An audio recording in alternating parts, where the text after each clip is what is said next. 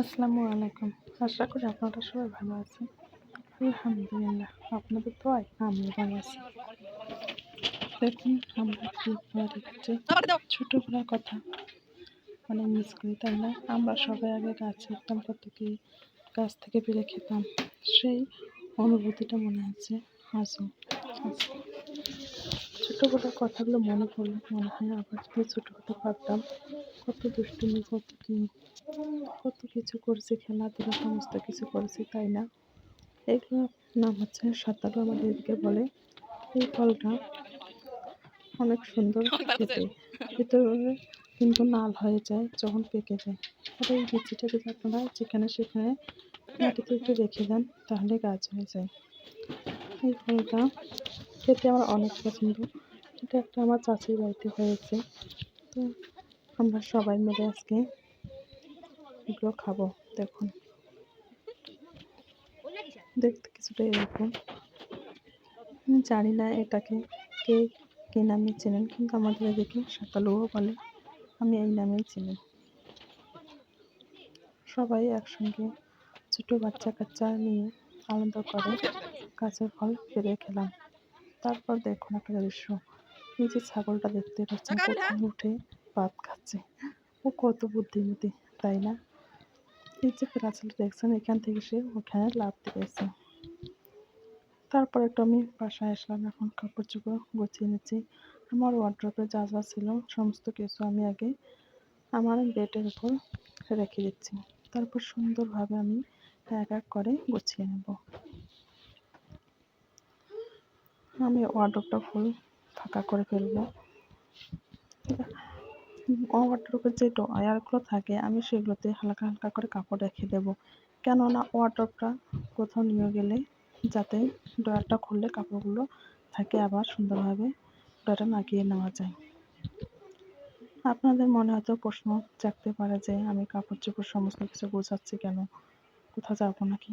সেটা হয়তো সিক্রেট থাক, কিছুদিনের মধ্যে আপনারা জানতে পারবেন। জানতে হলে আমার সঙ্গে প্রতিনিয়ত থাকতে হবে, আর আমার ভিডিওগুলো কন্টিনিউ দেখতে হবে।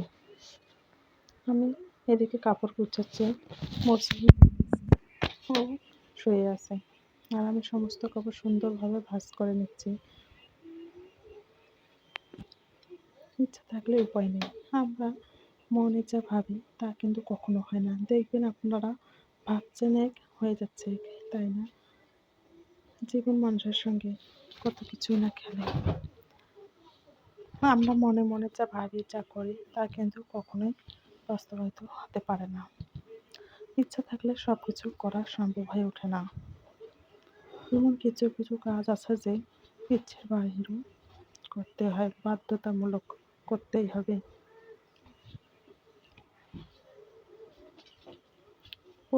পরিবার এমন একটা যে সবাই মিলে একসঙ্গে থাকার আনন্দটা হচ্ছে অন্যরকম। যে আনন্দটা আপনি যে কখনোই খুঁজে পাবেন না। যারা একাকিত্বে থাকেন তারা কিন্তু বুঝতে পারবেন যে পরিবারের সঙ্গে থাকলে যে অনুভূতি, যে ভালোবাসা, সেটা কখনোই পাওয়া যায় না। আর একটা পরিবার ছেড়ে কোথাও চলে যাওয়ার মতন কষ্ট যে কতটা কষ্টদায়ক, সেটা যারা বাইরে থাকেন তারাই বোঝেন। কিন্তু কী করা,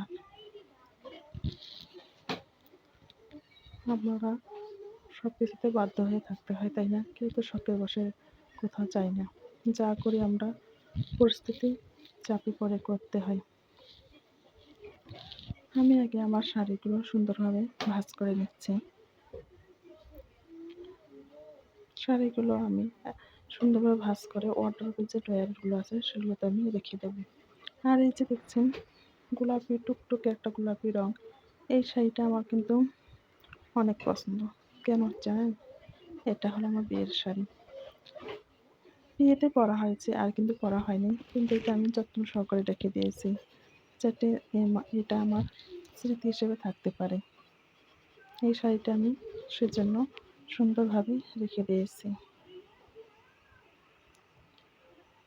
এখন তো বিয়েতে জামদানি, লেহেঙ্গা অনেক কিছু দেয়, কিন্তু আগে এরকমই ছিল।